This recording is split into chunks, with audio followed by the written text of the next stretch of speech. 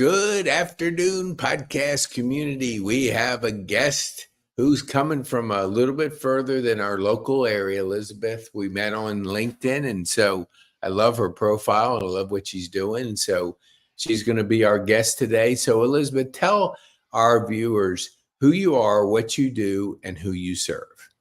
All right, sounds good. Thank you, Pete, to having me.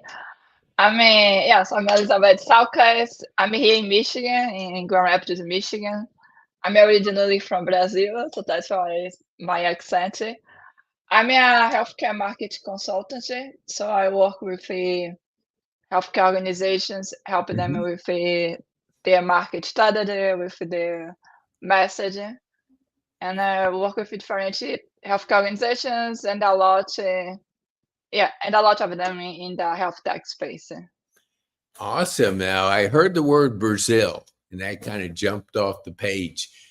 There's 17,622 people that were born in Brazil that live in our county that we live.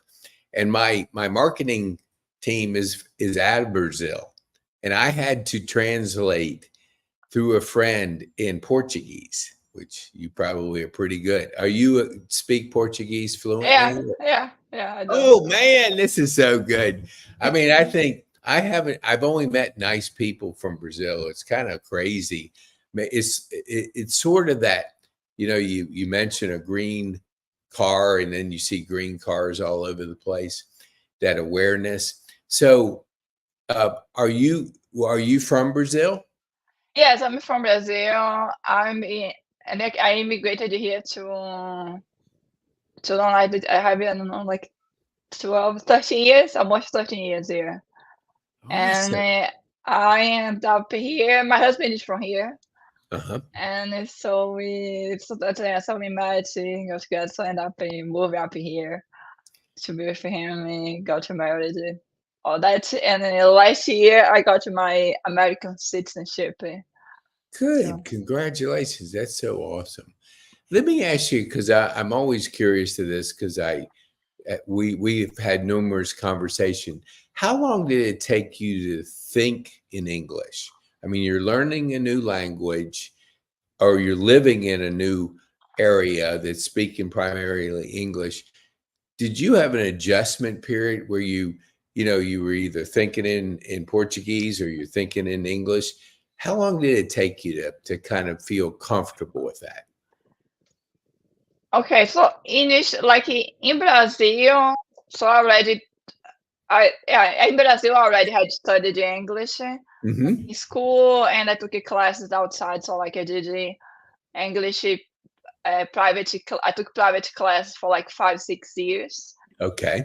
and yeah, so I had lots of practice. But coming here, to be 100% just with English, it took in the first couple months, like 3 months. So for me, the beginning was it took a while, watching news and watch some movie. It was like I needed to be sit to watch it, and I got my husband used to put subtitle on the TV. So I watched the TV or any movies with the English subtitle because it was too fast for me to catch. So took after a couple months to adjust to get it what they were saying. Even conversation was easier because people slow down. Hmm. But for news and stuff was really fast. Then after that, it was fine. So I don't translate it. I don't know, but I don't translate. So when I'm speaking English and I'm talking English, so I'm thinking English, and Yeah. when I'm speaking Portuguese too. So so it's separate. So I don't translate. Few words. Sometimes I have situations. Hmm. If sometimes I forget, and in a conversation, even for my husband, I forget the name of that particular object, and sometimes it's Yes. something really simple, and the words that come to my mind, it's in Portuguese, or vice versa. Sometimes I'm talking with my family or friends in Brazil, and we are talking about something, and the words that come to my mind, it's in English, it's not Portuguese. So I have friends that speak English, and I said, okay, what's this word in Portuguese for that I already had situation? Or I give a whole description of the function of the Hmm. object to come. So like sometimes happening that, and in few occasions, if like I'm talking already happened in situation, like I'm talking with my family or somebody here in Portuguese, Hmm. and I have my husband here, and initially sometimes it's translation. I already had situation and it was funny. I turned it to him, I spoke, I explained to him everything in Portuguese. And he looked to me like, what to say? And it kind of like took a minute to click in my Yeah. mind. That's like, oh no, I spoke it, everything in Portuguese, not English. To him, like, I don't know, just few situations. And vice versa, already happened in situations, talking with a family and friend in Brazil, and I Yeah. already said everything in English. And and when I wanted to say Portuguese, they already had situations too. Uh-huh. That if I'm going to explain, because like to now, I already have so many years here, and day by day, everything is reading, listening in English. Sometimes when I'm talking in Brazil, especially if it's a complex Hmm. subject, sometimes I need to translate stuff in my mind to Portuguese. It's like, okay, there is this word in English. How can I explain to them that Yeah. expression? It's Like funny you how kind of you, like do that. yeah, it's, as you're describing that on the first call, because the gentleman that handles my branding's in Florida, but he has a team in Brazil that he Mm. works with, and he's learning more English. But I had a person that actually she has a cleaning business and she does my apartment. So she was go, slow down, slow down. And, Yeah. and then she'd go, what's the word for podcast? And then she was like, asking these things, and they would translate, and then, well, I would speak a couple words, and then she would say it in Portuguese, and then he would say it back to her. And so we were going back and forth, and it was so cool. I Yeah. have another really good friend, and she's in marketing, and she was born in Brazil. She came over here at 16, and I think she's maybe in her mid 40s or something like that. Okay. But she came in the third time because he wasn't really, I thought, understanding exactly my business. Mhm. So she came on the Zoom, and so she kind of cleared. I mean, in the third time he came around, he nailed it. So she helped him, I think in branding and marketing through a Portuguese filter. And I think, when you're translating, basic words are basic words, but when you're trying to translate concepts and what Yeah. you're doing, it's kind of it's not a one for one translation. It's sometimes Exactly. a variation. So tell me, I mean, the reason I said that, I'm real familiar. We have a Brazilian podcast coming out Oh, that's because awesome. there is a whole community of people in our county, 17,000, that they have all trades. And it's like, it's kind of cool because she explained to me, like this, the women do this and the guys do a trade, whatever it was, and roofing, different things. And they have to communicate, how do they market, because they know how to do what they're doing, but they have to figure out how they get word of mouth and how they Yeah. network. And we went to um, a networking meeting, and you can tell when somebody's not comfortable, because I would be the same way. If I went down to Brazil and you told me speak Portuguese, I'd be using Google Translate for everything, Yeah. because I just don't know how to do that. So tell me, how did you get in when you talk about the healthcare end consumer? You explain to our viewers, what is your process that you take your clients through to help them, say, better understand or solve a problem? What do you exactly do with them? Okay. Yeah, sure. Sure. Right. So I'll kind of guess explain how I got into the whole healthcare part. Mm-hmm. Uh, yeah, so I got it. So like in Brazil, I worked in like I was a project manager in with non-profits. Sorry. And so Mm-hmm. like come here, I went back to school and I got into healthcare. And I always loved this part of writing, communication, and I got into the. So I started while going to school, like doing my master degree. I started doing freelancing and write articles for some clients, and from that evolved to marketing and helping and going deeper and study more about health communication and helping. So I moved to the whole market consulting part. So the process that I do with the clients, and I work a lot with the content marketing strategy. So I Mm-hmm. help them with their message. And like I mentioned before, I work a lot with the health tech clients, health tech startups. And so many times they have different target audiences. So like, for example, a telehealth platform. So they are marketed to, they're selling their services to payers, they're selling it to hospitals, they're selling it to providers and to patients and to other needs of the healthcare industry that it's really broad and large. And the way that they communicate, you are going to communicate about your product and your service needs to it's different. The way that you want to talk about your service to a CEO of a hospital, it's different than how you're going to talk with a provider. And Mm-hmm. you need to put yourself in the shoes of the clients. It's like what's important for them. So many times, like some clients is in the health tech space, they have a whole background in engineering, and sometimes they're the software engineers, and they put the whole platform together, and they know all that complex technical language, and they want to explain to you how all the nuances and all the bits and bolts of how the platform works. And it's nice, but the CEO of the hospital of the organization, they don't have time to learn all.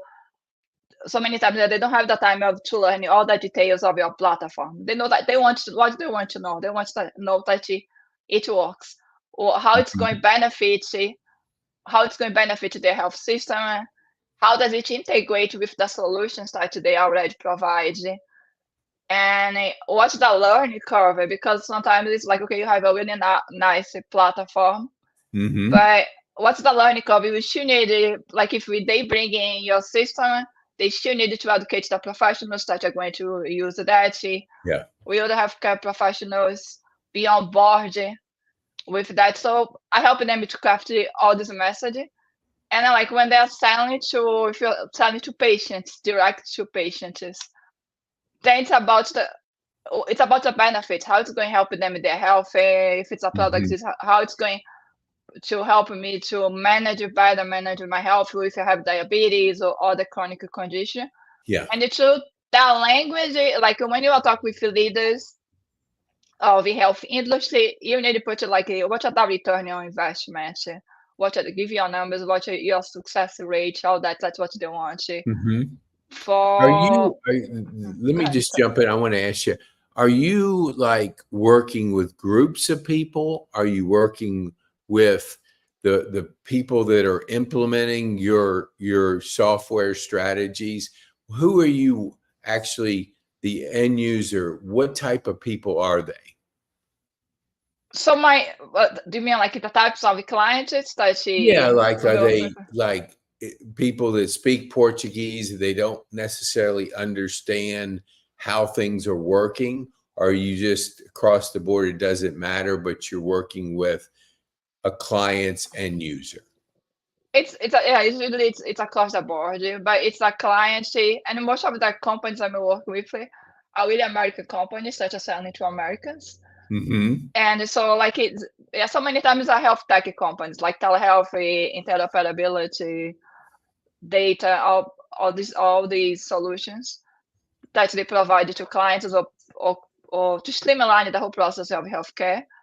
So a lot is B2B, so helping them with their message on how to sell to this health system, help to craft the whole message. And Okay. when it is to patients, and if that's only to patients, then we need to use a more simple language and that whole health literacy, the whole plain Hmm. language, make it a lot more simple and educate patients. So then sometimes, depending on what's the solution that the client provides, to help them is to put materials together in educate the patient, right? The patient Yeah. educational material about those conditions and Well, about you the you mentioned on your profile, that you advocate for the disabled. Is your husband a disabled vet? yes, my husband is a disabled vet. Okay. He served in the Navy for 20 years, and so Hmm. he retired from the Navy, and he has MS. So like few, I don't know, 2, 3 years after he retired from the Okay. Navy, they found out, the doctor said he was having some symptoms, and they found out that he had MS. And so it's obviously connected with his disability. So his disability is obviously connected. And when like for example, when I met him, he was walking, and Hmm. then he was in use a cane. Today he's completely in a wheelchair. How long ago? What was that process from when he retired and walking to when he was in a wheelchair? How long did that journey go? I met him a few years after he already had retired. He retired in 99, in Okay. 1999, and he was officially diagnosed with MS in 2007. But like he had started to have symptoms back in 2001 or 2002. But Oh, like really? at that time, he went to the doctor and they didn't find anything, run tests, all that. And it's like, okay, you don't have anything. We don't know what you have.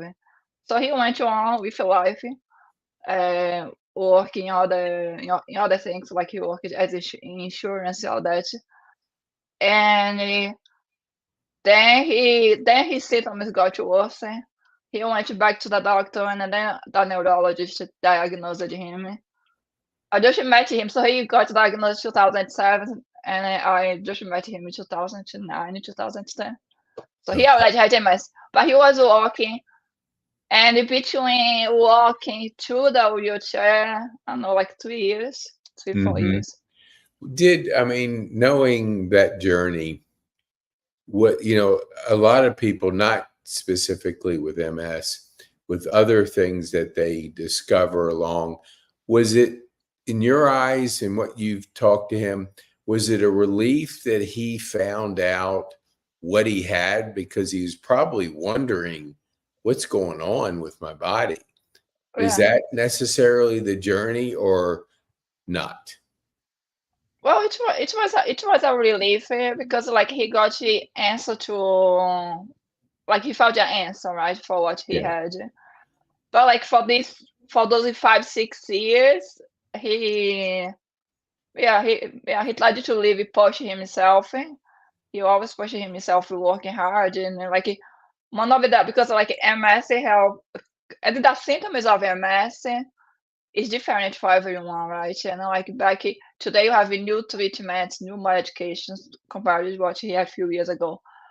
But anyway, so like one of the symptoms of MS, it's like it causes you like be really sleepy, like he was sleeping a lot, Oh, really? and but back then, like way early before he got diagnosed, he was like, "Hey, I'll just be drinking coffee, so many caffeine," and he keep pushing, "I need to work." Until got to that point, it's like, and then he starts to have other symptoms, like lose vision loss, temporarily losing his vision. Then that's when they end up diagnosing him. But like for kind of here, Hmm. it was not good, and probably like if he had been diagnosed way back in 2001, probably his prognosis would have been better. And What is he able to do at this stage of his MS? Is he able to do anything work-wise, or is it prevented him from doing this different type of work? And he fully retired. He doesn't work anymore. Okay, so Yeah. So if he yeah, because before, like when he got diagnosed, he was driving truck and he was doing insurance policies, all that yeah, work with that. Then became like he was driving all over the place, even with the insurance claims. but So became a he can't yeah, it now, became a his yeah. So eyesight and his the muscle part, because he's in a wheelchair. I mean, I'm in a wheelchair right now because I had a stroke a couple years ago. And I mean, I can walk, but it's, it's kind of like a zigzag at times. But what I was curious about is, how does he stay busy? Like, is he um, gotten to a stage where that has frustrated him, where he can't do the things he used to do? yeah, it frustrated him, and it's a challenge. Like we already had it, like some, and it's brought Hmm. some stats for his life and brought stats for and for our marriage, all that.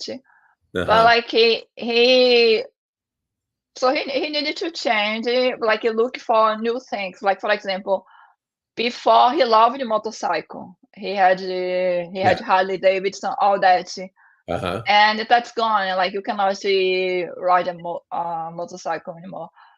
But then he found new things that he can do. Like so, he found some new hobbies, and he got involved in like with some groups with other veterans. Like and I push him to like we get involved with other groups, like with the other veterans, and Yeah.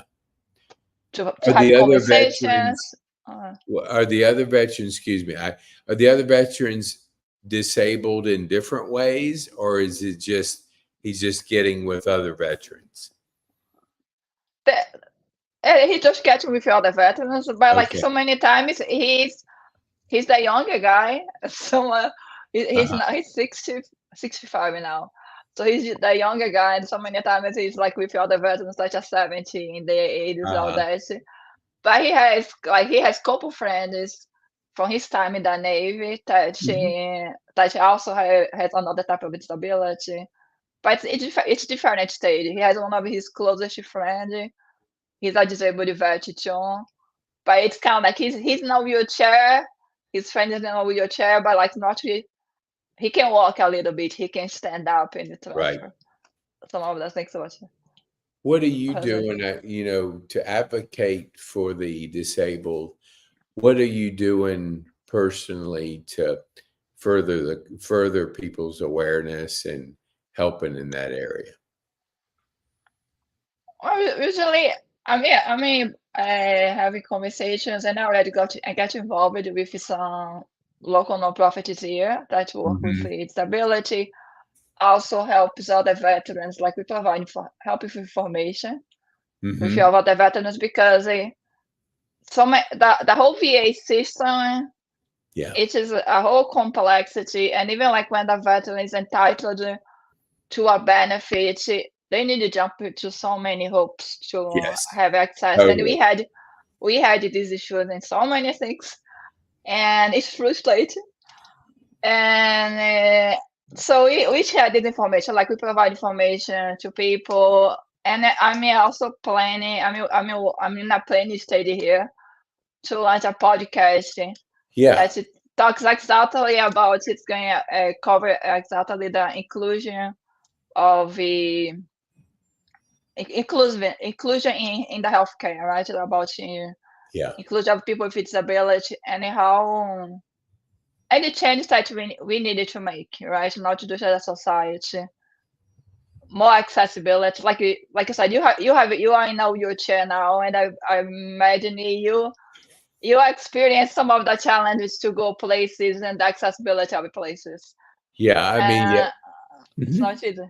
Yeah, it's adapting is one of the things I tell people. You learn to adapt to a new environment that you're not, and every day becomes a different adventure of adapting because you're discovering things that you can do that you never thought you could do. The reason I ask you about that is my Don Long, who does my veterans podcast, he talks about all the different things that are out there, and most veterans don't know what's available. Yeah.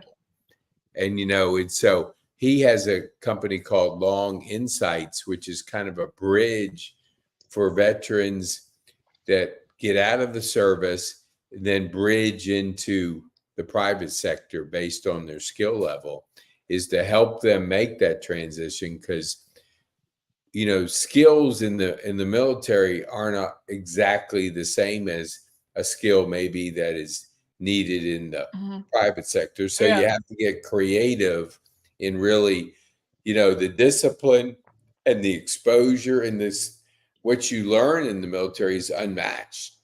And it's just matching it up with the private sector because of the level of training that you get and the understanding of things that the average person, if they don't have that military background, they have no idea.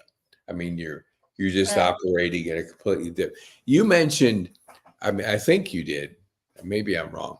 You mentioned that you had interest in podcasting. What is your interest? Did I read that correct, or am I just missing something? Did You you? are correct, and I believe I had mentioned to you before. Yeah, and I decided I'm planning to launch a podcast now in June. So I'm putting some stuff together, Yeah, and it is about yeah, and my podcast it is. I'm going to share more information later on, but it's going to be related to the inclusiveness, more inclusion in the healthcare space and yeah. Oh inclusion my! people with disabilities. I think we have to have an additional conversation because, we have the Brazilian podcast, we have the veterans podcast. We launched 30 separate podcasts this week. So Wow. next week, because my branding from Brazil That's was gonna be ready last week, but we still were tweaking some things, so it'll Mhm. be ready to launch for next week.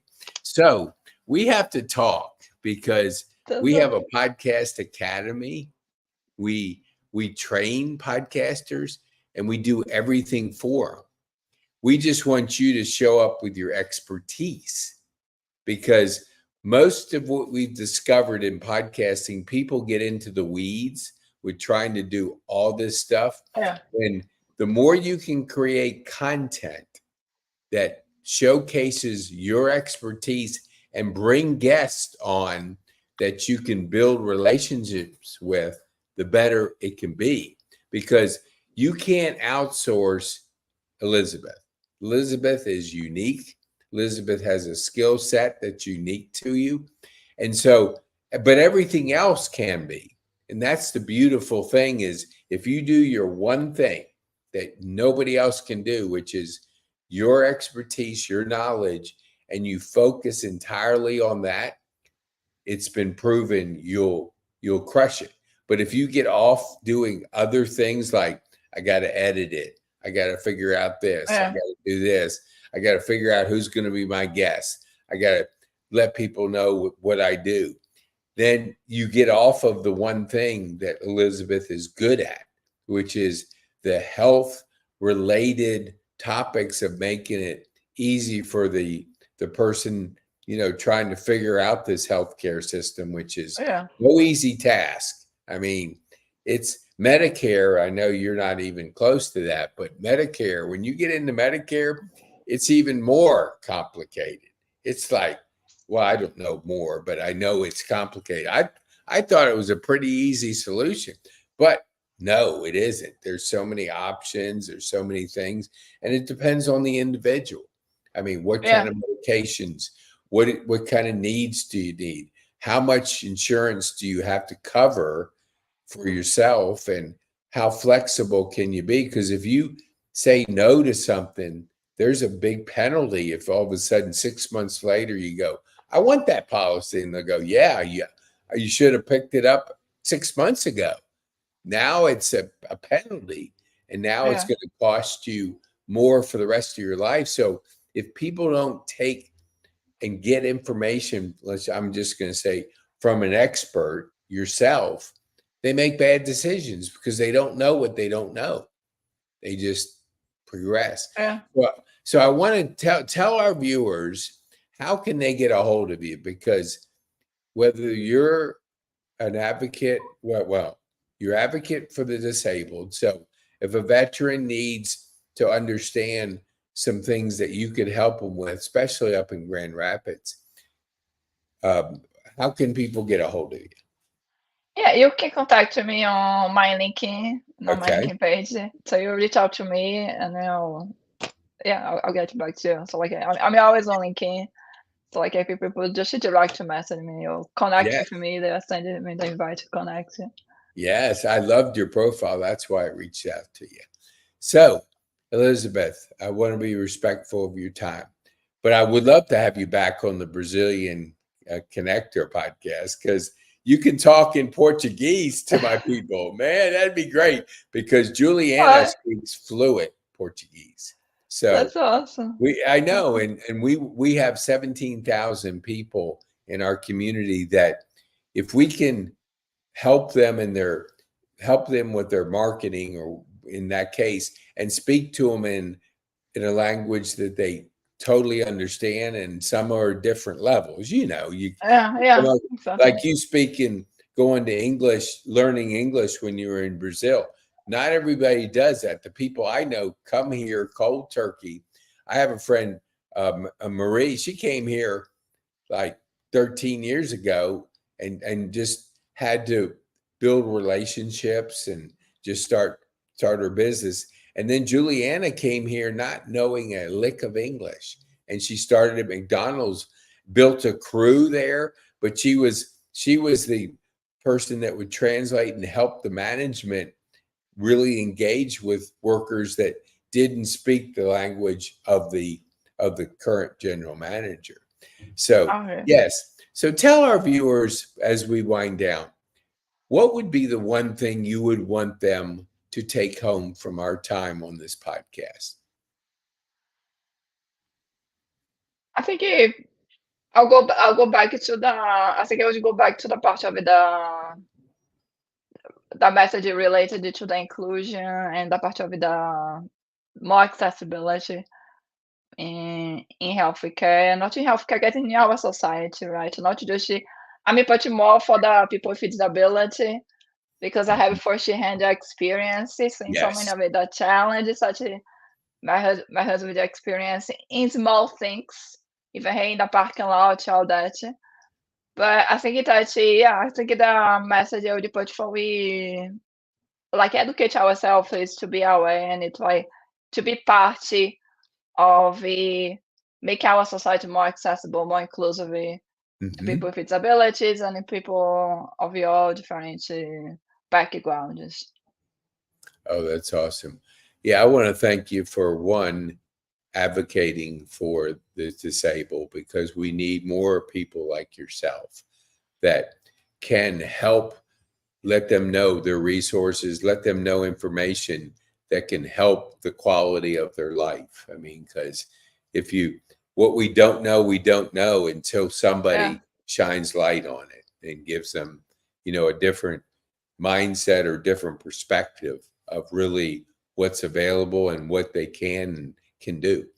So I want to thank you for being our guest. And I talk to your husband if he would like to be on our veterans podcast. Tell him we have one ready to go, and we would love to have him as a guest because I personally have never talked to a veteran that has all of a sudden moved into an MS, stage of their life. mhm. And I think there's a lot of viewers out there in our community that want to know what what that journey was like. Send me more information. Yeah, I'll share with him. Yeah, he Okay. loves to talk. He talks a Does lot he? about Okay. Well, yeah. let me just show you He something loves to talk. before we go. I'm going to show you something real quick. Okay. Sounds good. Since we introduced this week, that it's kind of a and that's because of my friends in Brazil. Man, I That's love awesome. Brazil. I haven't been there, but I'm gonna go there. You need to go. You need to go. Yes. That's Okay. I know so many people. Okay, let me see if I'm taking you to the Veterans Podcast. I just want to show. Oh yeah, here it is. Okay, there you go. You are on now the Veterans Podcast. that's You show this to your husband because I'm going to have Trexa send you the links to Facebook, YouTube, and Twitter. So you'll be able to see each one of them on different platforms, and okay. you can take it and use it however you want. So, all right, thank Uh, you, Elizabeth. We all appreciate right. your time and being with us today. All right. Thanks so much, Vince. Good